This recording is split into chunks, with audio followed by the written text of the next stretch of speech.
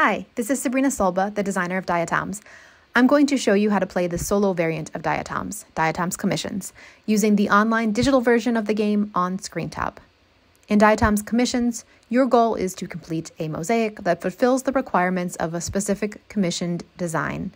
You also have to be mindful of any diatoms that you waste. If you collect too many extra cast-off diatoms, then you will fail the commission.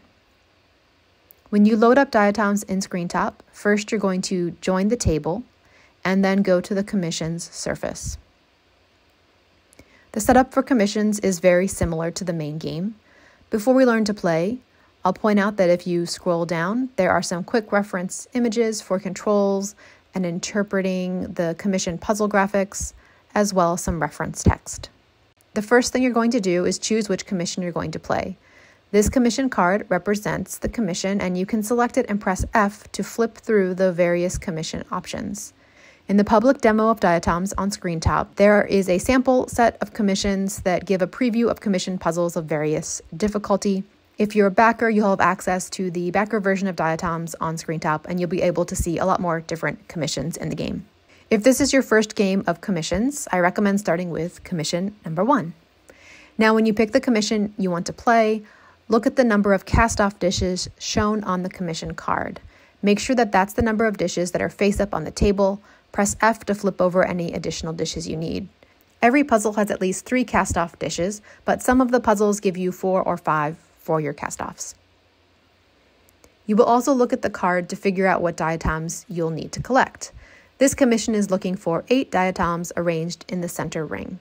You can tell by the icons that these diatoms can be any color and just need to match the shape requirements of the space.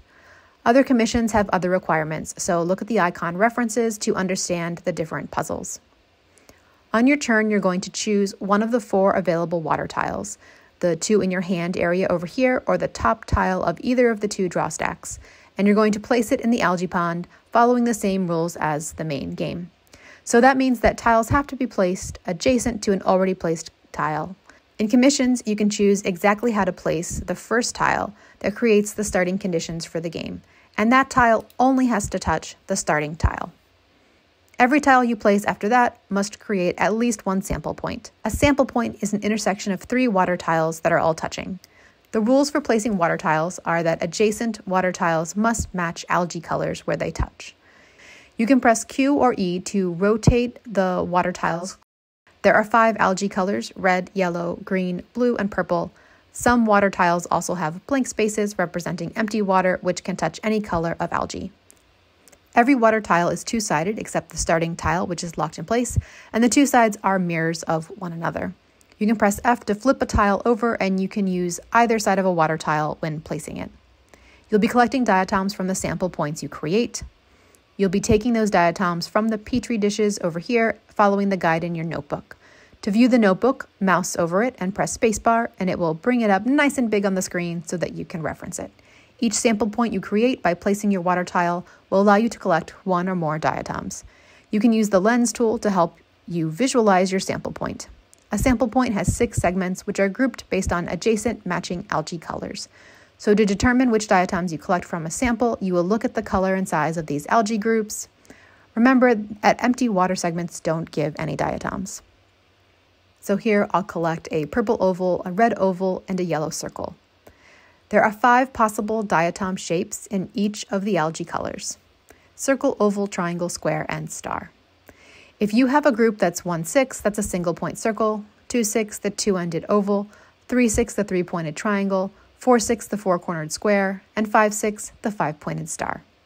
If you create a sample that's all one color, then you will split it into 2 diatoms that add up to a whole.